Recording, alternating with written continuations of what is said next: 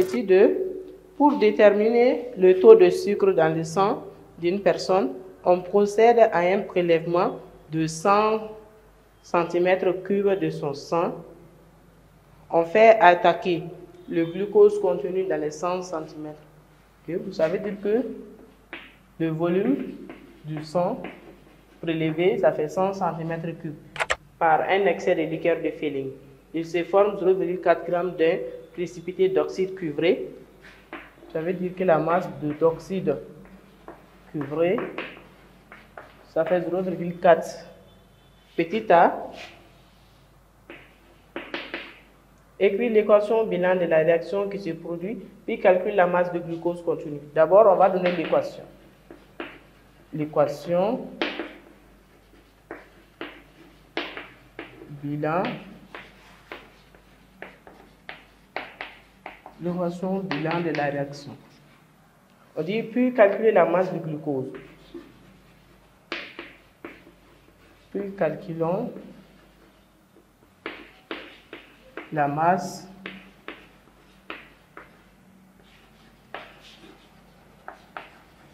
du glucose contenue dans le prélèvement sanguin. Okay? Alors, si on prend la réaction du glucose, le glucose CH2 OH, liaison CHOH, 4 liaison CHO plus de la liqueur de Fehling, 2 sur U OH2, cela donne de l'acide de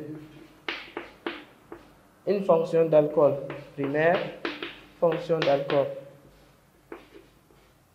pas de fonction d'alcool secondaire, liaison COOH, une fonction d'acide carboxylique, plus CuO2 plus 2 H2O. Okay? Ça, c'est la réaction. Alors, on va donner la relation de proportionnalité.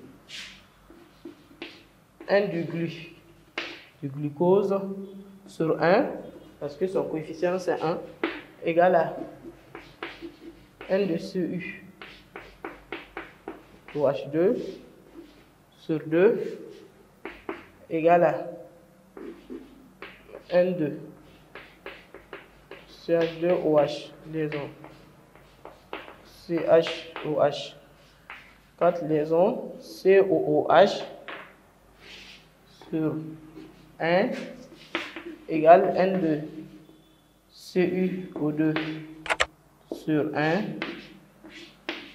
égale 1 de H2O sur 2. Okay? L'équation de proportionnalité. Ensuite, on dit de calculer la masse. Pour chercher la masse, ici, on nous demande de trouver la masse du glucose. Du fait qu'on connaît la masse de CuO2, alors on va prendre 2 à 2, 1 de glu égale à 1 de CuO2. Okay? Dans ce cas, tout le monde est sur 1. On va avoir 1 de glu égale à 1 de CuO2. Le nombre de moles, c'est la masse ou la masse molaire. Dans ce cas, on a M de glu sur grand M de glu égale M de CuO2 sur grand M de CuO2. Dans ce cas, cela implique que M de glu serait égal à grand M de glu multiplié par M de CuO2 divisé par grand M de CuO2. Okay, on va faire pour des moyens pour des extrêmes. La masse du glucose serait égale à la masse molaire du glucose multipliée par la masse du CuO2 divisé par la masse molaire du CuO2. Okay? Dans ce cas, on va avoir la masse du glu, ça serait égal à la masse du glucose, ça fait la masse molaire du glucose, ça fait 180 multiplié par la masse de CuO2 qui fait 0,4 divisé par la masse de CuO2, ça fait 143. Et le tout fait 0,5. Alors, la masse de glucose, ça fait 0,5. Petit b, sachant que le taux normal du sucre dans le sang humain est 1 g par litre, peut-on dire que cette personne ne souffre pas de diabète? Okay? Alors, ça veut dire que la condition normale, c'est que 1 litre doit contenir 1 g de glucose. Alors que nous, on a prélevé 100 cm3. 100 cm3, c'est égal à 0,1 litre. Okay? Dans 0,1 litre, nous, on a, dans 0,5 g, on a 0,1 litre. Okay? Alors, ici, 1 litre va nous donner combien? Okay? Va nous donner 1 prime de glu. Alors, 0,1 litre, on a 0,5 g. 1 litre va nous donner 1 prime glu. Dans ce cas, la masse 1 prime du glucose, ça serait égal à 1 litre fois 0,5 g divisé par 0,1 litre. Dans ce cas, on a 1 litre multiplié par 0,5 g divisé par 1 litre. Les litres vont se simplifier. On va avoir 0,5 divisé par 0,1. 0,5 divisé par 0,1, ça fait 5 g.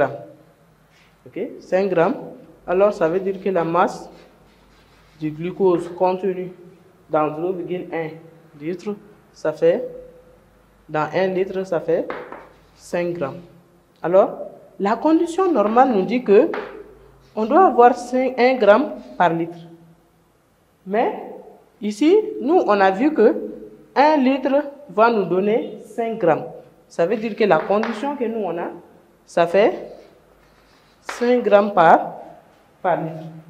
La condition normale, c'est 1 g par litre.